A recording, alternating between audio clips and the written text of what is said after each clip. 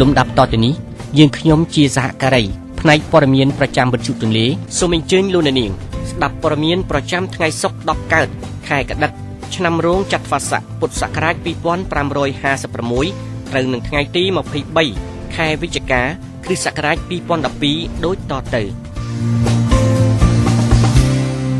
ជាបឋមសូមអញ្ជើញលោកអ្នកនាងស្ដាប់ព័ត៌មានពិស្ដារក្នុងប្រទេសសម្ដេចនាយករដ្ឋមន្ត្រីអបអរសាទរចំពោះថ្នាក់ដឹកនាំថ្មីរបស់ប្រទេសចិននាយករដ្ឋមន្ត្រីកម្ពុជាបានថ្លែងនឹងការអបអរសាទរចំពោះថ្នាក់ដឹកនាំថ្មីរបស់ប្រទេសចិនក៏ដូចជាជោគជ័យនៃមហាសន្និបាតលើកទី18ព័ត៌មាននេះជម្រាបជូនដោយនាងខ្ញុំថៃដាលីននាយករដ្ឋមន្ត្រីកម្ពុជាបានថ្លែងនឹងការអបអរសាទរចំពោះថ្នាក់ដឹកនាំថ្មីរបស់ប្រទេសចិនក៏ដូចជាជោគជ័យនៃមហាសន្និបាតលើកទី18នៃបកកុម្មុយនីសចិនដែលទើបតែបញ្ចប់នៅកាលពីពេលថ្មីនេះសម្ដេចតេជោនាយករដ្ឋមន្ត្រីមានប្រសាសន៍នៅក្នុងពិធីសម្ពោធផ្លូវជាតិលេខ8កាលពីថ្ងៃទី22ខែវិច្ឆិកានៅស្រុកកំចាយមៀខេត្តព្រៃវែងក្រោមឥណទានសម្បទានរបស់សាធារណរដ្ឋប្រជាមានិតចិននិងថវិកាបដិភិរបស់រាជរដ្ឋាភិបាលកម្ពុជាថាខ្ញុំយកឱកាសនេះថ្លែងជូននៅការកោតសរសើរនិងអបអរសាទរចំពោះជោគជ័យនៃមហាសន្និបាតបកកុម្មុយនីសចិនលើកទី18ដែលទើបបានកន្លងផុតទៅថ្មីនេះហើយសូមអបអរសាទរចំពោះឯកឧត្តមស៊ីជីងភីងដែលត្រូវបានជ្រើសរើសតាំងជាអគ្គលេខាធិការនៃបកកុម្មុយនីសចិនដែលលោកនឹងទទួលធ្វើជាប្រធានាធិបតីក្នុងខែមីនាឆ្នាំ2013ខាងមុខនេះសម្ដេចតេជោគឺមានប្រសាសន៍ថានេះជាប្រការមួយដ៏ល្អរវាងខ្ញុំនិងមេដឹកនាំចិនដែលកាលពីឯកឧត្តមហ៊ូចិនតាវនៅជាអនុប្រធានាធិបតីខ្ញុំស្គាល់គាត់តាំងពីឆ្នាំ1998នៅទីក្រុងហាណូយពេលប្រជុំអាស៊ាននៅពេលគាត់ឡើងធ្វើជាប្រធានាធិបតីយើងទាំងពីរនាក់បានស្គាល់គ្នាស្រាប់ឥឡូវនេះឯកឧត្តមស៊ីជីងភីងគាត់ធ្លាប់មកធ្វើទស្សនកិច្ចនៅកម្ពុជានៅឆ្នាំ2009ជាមនុស្សដែលបានស្គាល់គ្នារួចហើយដែរវាកាន់តែធ្វើឲ្យយើងមានភាពងាយស្រួលក្នុងការធ្វើទំនាក់ទំនងព្រោះថ្នាក់ដឹកនាំប្រទេសទាំងពីរគឺបានស្គាល់គ្នារួចទៅហើយខ្ញុំសូមអបអរសាទរនិងជូនពរឲ្យថ្នាក់ដឹកនាំថ្មីរបស់ចិនទាំងអស់សូមទទួលបានជោគជ័យនៅក្នុងអាណត្តិថ្មីរបស់ពួកគាត់សម្ដេចនាយករដ្ឋមន្ត្រីបានថ្លែងបន្តទៀតថាយើងសង្ឃឹមថាការរីកចម្រើនរបស់ប្រទេសចិនគឺមិនគ្រាន់ជួយប្រទេសចិនខ្លួនឯងទេក៏ប៉ុន្តែនឹងជួយទៅដល់ប្រទេសអភិវឌ្ឍន៍ដទៃទៀតដែលត្រូវការចិនរាប់ទាំងប្រទេសអភិវឌ្ឍន៍ដែលកំពុងមានវិបត្តិដូចជានៅអឺរ៉ុបដែលកំពុងត្រូវការទុនរបស់ចិនសង្គ្រោះផងដែរសម្ដេចអគ្គមហាសេនាបតីតេជោហ៊ុនសែនបានប្រកាសថា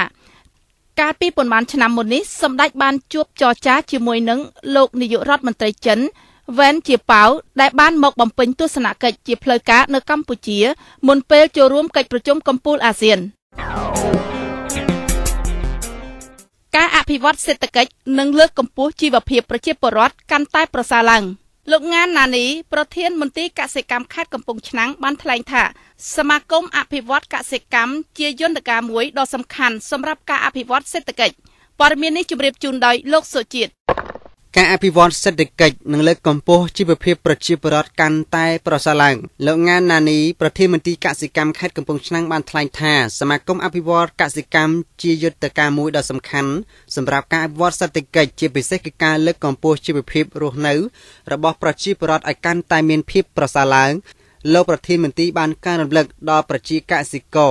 នៅទីនោះឲ្យបង្កើតការយកចិត្តទុកដាក់ក្នុងការចិញ្ចឹមសត្វដាំដំណាំរួមផ្សំនិងធ្វើស្រូវប្រាំងបន្ថែមទៀតពីព្រោះនៅក្នុងឃុំអភិវឌ្ឍមានប្រព័ន្ធធារាសាស្ត្រនិងប្រភពទឹកអំណោយផលល្អក្នុងការបង្កើតផលស្រូវរដូវប្រាំងសមាគមអភិវឌ្ឍកសិកម្មស្ថិតនៅក្នុងឃុំអភិវឌ្ឍស្រុកទឹកផុសកាលពីថ្ងៃទី22វិច្ឆិកាបានប្រារព្ធធ្វើសន្និបាតបូកសរុបលទ្ធផលរយៈពេល1ឆ្នាំ2012និងលើកទិសដៅសម្រាប់អនុវត្តបន្តនៅក្នុងឆ្នាំ2013ព្រមទាំងបានចែកប្រាក់ភាគលាភដល់សមាជិករបស់សមាគមផងដែរសូមបញ្ជាក់ថាមកដល់ពេលនេះទូទាំងខេត្តកំពង់ឆ្នាំងមានសមាគមអភិវឌ្ឍកសិកម្មចំនួន28ដែលបានចេញវិញ្ញាបនបត្រទទួលស្គាល់ជាផ្លូវការរួចហើយក្នុងសមាគមទាំង28នេះរៀបចំឡើងដោយមន្ទីរកសិកម្មខេត្តចំនួន4សមាគមនិងសហការជាមួយគ្នាក្នុងការ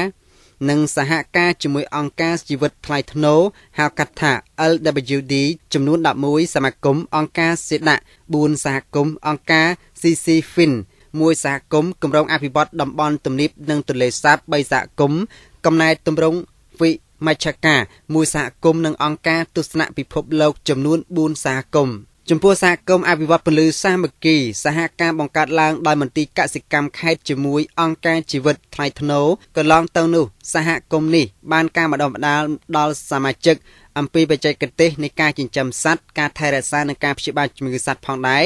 ដើម្បីបម្រើសេវាព្យាបាលសត្វនៅក្នុងសហគមន៍ហើយសមាជិកសហគមន៍នោះក៏ទទួលបានការបណ្ដុះបណ្ដាលអំពីបច្ចេកទេសលើវិស័យកសិកម្មលោកងាណានីបានមានប្រសាសន៍បញ្ជាក់ថាចំពោះកសិករដែលស្ម័គ្រចិត្តធ្វើស្រូវប្រាំងឬស្រូវបង្កើនរដូវមន្ទីរកសិកម្មខេត្តនឹងផ្ដល់ពូជជូនដោយឥតគិតថ្លៃពេលនេះលោកអ្នកកំពុងតាមដានស្ដាប់ជាមួយលំដាប់ស្ថានីយ៍ស្តង់ដាមានបច្ចេកវិទ្យាកម្រិតនៃការផ្សាយចេញខ្ពស់ស្ថានីយ៍វិទ្យុទន្លេ FM 102.5 MHz ជាបន្តសូមអញ្ជើញលោកអ្នកនាងស្ដាប់ព័ត៌មានអន្តរជាតិប្រទេសចិនជួយទិញអង្ករដែលនៅសល់ក្នុងឃ្លាំងប្រទេសថៃថ្ងៃទី22ខែវិច្ឆិកាចិនបានសន្យាពីថ្ងៃពុធនឹងទិញអង្ករពីសន្និធិដែលនៅមិនទាន់បានលក់ចេញរបស់ប្រទេសថៃនៅក្នុងពេលដែលលោកនាយករដ្ឋមន្ត្រីវ៉ែនជាប៉ៅព័ត៌មាននេះជម្រាបជូនដល់នាងខ្ញុំថៃដាលីនទិញអង្ករពីសន្និធិដែលនៅមិនទាន់បានលក់ចេញរបស់ប្រទេសថៃនៅក្នុងពេលដែលលោកនាយករដ្ឋមន្ត្រីវ៉ែនជាប៉ៅទៅធ្វើទស្សនកិច្ចនៅទីនោះបន្ទាប់ពីការចូលរួមកិច្ចប្រជុំកំពូលអាស៊ាននិងអាស៊ីបូព៌ានៅប្រទេសកម្ពុជាក្នុងទស្សនៈយោគយល់គ្នាដែលមិនកំណត់ពីទំហំឬក៏តម្លៃនៃការនាំចេញគឺការព្រមព្រៀងគ្នាដើម្បីពង្រីកចំណងសេដ្ឋកិច្ចរវាងប្រទេសទាំងពីរដែលនៅក្នុងជំហានដំបូងក្រុមហ៊ុនចិន10គឺបានចុះហត្ថលេខាទិញអង្ករសរុប260,000តោនពីប្រទេសថៃផែនការដ៏ចម្រូងចម្រាសដាក់ចេញដោយលោកស្រីយីងឡាក់ដើម្បីជំរុញឲ្យកសិករមានប្រាក់ចំណូលកើនឡើងគឺបានជួបនឹងវិបត្តិនៃការប្រកួតប្រជែងក្នុងការលក់អង្ករថៃដែលនឹងបាត់បង់ឋានៈជាប្រទេសនាំចេញអង្ករថ្នាក់កំពូលនៃពិភពលោកនៅឆ្នាំនេះបានផលិតធម្មជាតិប្រមាណ20លានតោនក្នុងមួយឆ្នាំជាមធ្យមដែលប្រមាណជាពាក់កណ្ដាលតាមធម្មតាត្រូវបានលក់ទៅក្រៅប្រទេសយ៉ាងណាក្តីនៅឆ្នាំនេះការនាំចេញត្រូវបានរំពឹងថាឈានដល់តែប្រមាណ 6.5 លានតោនទេយោងតាមតួលេខនៃក្រសួងកសិកម្មសហរដ្ឋអាមេរិករដ្ឋាភិបាលអះអាងថាមានទំនុកចិត្តនឹងរកបានអ្នកទិញនៅទីផ្សារពិភពលោកក្នុងតម្លៃមួយដែលនឹងបង្កើននៅស្តង់ដារជីវភាពរបស់កសិករខ្លួនក្នុងព្រឹត្តិការណ៍ដដែលនៅថ្ងៃទី22ខែវិច្ឆិកាក្រុមហ៊ុនរបស់ចិនដែលធំជាងគេក្នុងប្រទេសគឺបានចុះកិច្ចព្រមព្រៀងទិញអង្ករថៃក្នុងបរិមាណសរុប260,000តោនដែលនឹងចាប់ផ្ដើមដឹកជញ្ជូនចេញនៅឆ្នាំក្រោយការនាំចេញអង្ករសរុបរបស់ប្រទេសថៃក្រោមកិច្ចព្រមព្រៀងរវាងរដ្ឋាភិបាលនិងរដ្ឋាភិបាលបានឈានដល់ទំហំ 1.7 ទៅ 1.8 លានតោននៅក្នុងឆ្នាំនេះជាមួយនឹងប្រទេសឥណ្ឌូនេស៊ីបង់ក្លាដេសនិងចិនរដ្ឋាភិបាលថៃប្រើច្បាប់សន្តិសុខផ្ទៃក្នុងដើម្បីទប់ទល់បាតុកម្មនាថ្ងៃសៅរ៍នេះប៉ូលីសនឹងហៅកម្លាំងជំនួយក្នុងករណីមិនអាចគ្រប់គ្រងវងបាតុកម្មដែលរៀបចំឡើងដោយឧត្តមសេនីយ៍ម្នាក់ព័ត៌មាននេះជម្រាបជូនដោយលោកសុជាតិ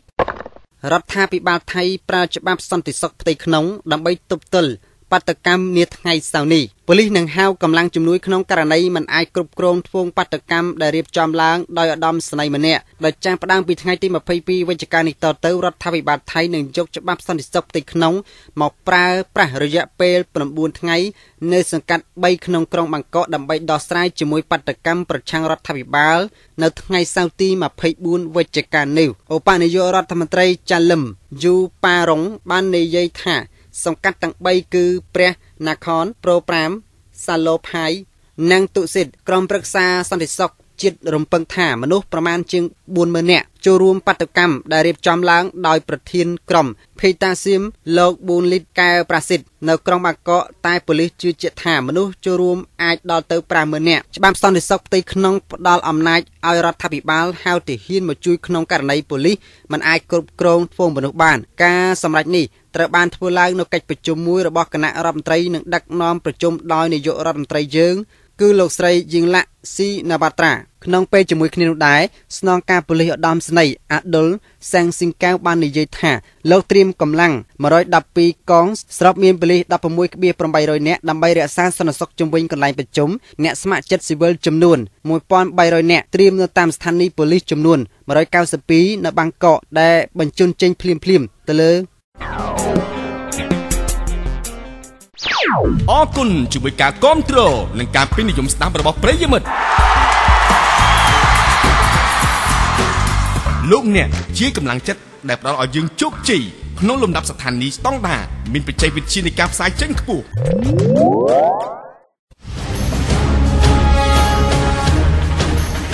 នៅពេលនេះសូមជូនព័ត៌មានសន្តិសុខសង្គមបរិះម្នាក់យកកំបិតអាដៃខ្លួនឯងនៅក្បែរព្រះបរមរាជវាំងមិនដឹងមូលហេតុបរិះអ្នកបោះសម្រាមតាមផ្លូវម្នាក់បានបង្កឲ្យមានការភ្ញាក់ផ្អើលយ៉ាងខ្លាំងដែលបានយកកំបិតអាដៃខ្លួនឯងផ្នែកខាងឆ្វេងនៅខាងក្រោយមន្ទីរពេទ្យគុណធបុប្ផាព័ត៌មាននេះជម្រាបជូនដោយលោកប៊ុនហេងបរិះម្នាក់យកកំបិតអាដៃខ្លួនឯងនៅក្បែរព្រះបរមរាជវាំងមិនដឹងមូលហេតុបរិះអ្នកបោះសម្អាតតាមផ្លូវម្នាក់បានបង្កឲ្យមានការភ្ញាក់ផ្អើលយ៉ាងខ្លាំងដែលបានយកកំបិតអាដៃខ្លួនឯងផ្នែកខាងឆ្វេងនៅខាងក្រោយមន្ទីរពេទ្យគុណធបុប្ផាក្បែរព្រះបរមរាជវាំងដោយមិនដឹងមូលហេតុបណ្ដាលឲ្យហូរឈាមរហាមហើយការនេះបានកើតឡើងនៅវេលាម៉ោង 2:45 នាទីរសៀលថ្ងៃទី 22 ខែវិច្ឆិកាឆ្នាំ 2012ដែលធ្វើឲ្យមនុស្សម្នានៅទីនោះចោមរំមើលគ្រប់គ្នានៅកន្លែងកាត់ហេតុពុំមាននរណាម្នាក់បានស្គាល់ពីអត្តសញ្ញាណជនរងគ្រោះឡើយដោយគ្រាន់តែបញ្ជាក់ថាជនរងគ្រោះមានទីលំនៅមិនពិតប្រាកដគឺជាអ្នកបោះសម្រាមនៅតាមផ្លូវ 240 ក្នុងសង្កាត់ចតុមុខខណ្ឌដូនពេញដែលតែងតែផឹកស្រាជារៀងរាល់ថ្ងៃដោយឡែកជនរងគ្រោះមិនបាននិយាយអ្វីទេដោយគ្រាន់តែប្រាប់ថារូបគេខឹងប្រពន្ធរបស់ខ្លួនទើបអាដៃខ្លួនឯងដូច្នេះប៉ុន្តែមិនបញ្ជាក់ថារូបគេខឹងប្រពន្ធរបស់គេដោយសារអ្វីនោះទេទោះជាយ៉ាងណាគេមិនទាន់ដឹងពីមូលហេតុពិតប្រាកដចំពោះហេតុការណ៍នេះនៅឡើយទេដោយសារតែជនរងគ្រោះមិនចង់និយាយអ្វីទាំងអស់ហើយបច្ចុប្បន្នប្រជាពលរដ្ឋកំពុងតែនាំជននេះទៅសង្គ្រោះនៅមន្ទីរពេទ្យកាឡាម៉ែតបញ្ជូនទៅកងឡានដឹកសាច់បុករងការមកតុលាការសាកសួរអ្នកបើកឡានគ្រីសឺដោះលែងកាលពីព្រឹកថ្ងៃទី 22 ខែវិច្ឆិកាឆ្នាំ 2012 សមត្ថកិច្ចប៉ូលីសចរាចរណ៍ជើងគោករាជធានីភ្នំពេញបានបញ្ជូនទៅកងឡានដឹកសាច់ម្នាក់មកអព្យាការអមសាលាដំបងរាជធានីភ្នំពេញដើម្បីសាកសួរព័ត៌មាននេះជម្រាបជូនដោយលោកសុជាតិបញ្ជូនទៅកងឡានដឹកសាច់បុករងការមកតុលាការសាកសួរអ្នកបើកឡានគ្រីសឺដោះលែងកាលពីព្រឹកថ្ងៃទី 22 ខែវិច្ឆិកាឆ្នាំ 2012 សមត្ថកិច្ចប៉ូលីសចរាចរណ៍ជើងគោករាជធានីភ្នំពេញបានបញ្ជូនទៅកងឡានដឹកសាច់ម្នាក់មកអយការអមសាលាដំបងរាជធានីភ្នំពេញដើម្បីសាកសួររកករណីបើករថយន្តទៅបុករងការបណ្ដាលឲ្យមនុស្សជាច្រើនអ្នករងរបួសធ្ងន់និងស្រាលតាមប្រភពព័ត៌មានបានដឹងថារហូតមកដល់រសៀលថ្ងៃទី 22 វិច្ឆិកាឆ្នាំ 2012 មានមនុស្សចំនួន 23 នាក់បានដាក់ពាក្យបណ្ដឹងមកអយការអមសាលាដំបងរាជធានីភ្នំពេញដើម្បីឲ្យតុលាការចាត់ការតាមច្បាប់ក្នុងករណីបើកបរបណ្ដាលឲ្យមនុស្សរងរបួសគូរំលឹកថាការពីល្ងាចថ្ងៃទី 22 ខែវិច្ឆិកាឆ្នាំ 2012 ស្ថិតនៅតាមផ្លូវជាតិលេខ 1 ក្នុងភូមិវាលស្បូវសង្កាត់វាលស្បូវខណ្ឌមានជ័យបានសាងសង់រោងការមួយដើម្បីរៀបចំពិធីអាពាហ៍ពិពាហ៍ហើយមានភ្ញៀវបាននាំគ្នាចូលរួមក្នុងកម្មវិធីប្រហែលជា 3 ទៅ 4 តុប៉ុណ្ណោះដែលកំពុងអង្គុយស៊ីការស្រាប់តែមានរថយន្តឡាំងគ្រីសឺពណ៌ខ្មៅ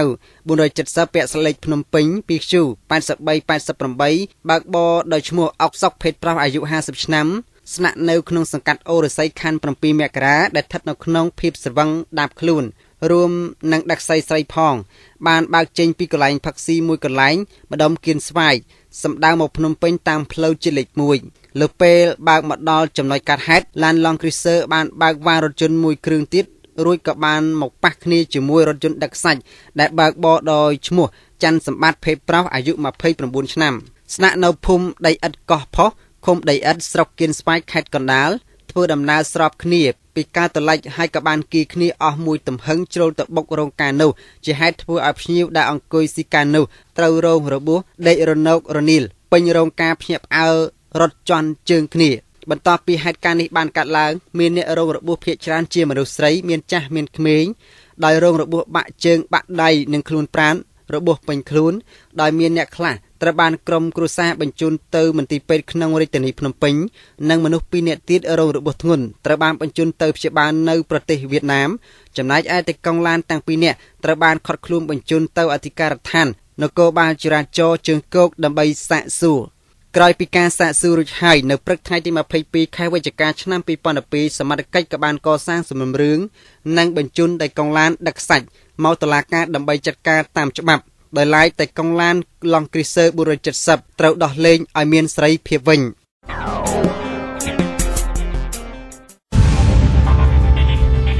ព័ត៌មានប្រចាំថ្ងៃដែលលោកនាងបានស្ដាប់នៅពេលនេះចប់តែប៉ុណ្ណេះគ្រប់គ្រងកម្មវិធីផ្សាយដោយលោកអុកធានលោកគ្រីនសម្បូរនិងអ្នកគ្រូគង់ណារីប្រធានកម្មវិធីលោកអេងភីរុនគ្រប់គ្រងបច្ចេកទេសផ្សាយដោយលោកញឹកផនជំនួយការទូទៅកញ្ញាចិនសុខុនីកញ្ញាជុនសុខៈនិងលោកឆែមអេនផ្នែកបច្ចេកទេសលោកឈុនប៊ុនហេងនិងលោកជុំភីរុនផ្នែកអានព័ត៌មានសហការីស្ថានីយ៍វិទ្យុទន្លេ FM 102.5 MHz ស្រាវជ្រាវដោយអ្នកគ្រូគង់នារីនិងលោកគ្រូណាណាដូ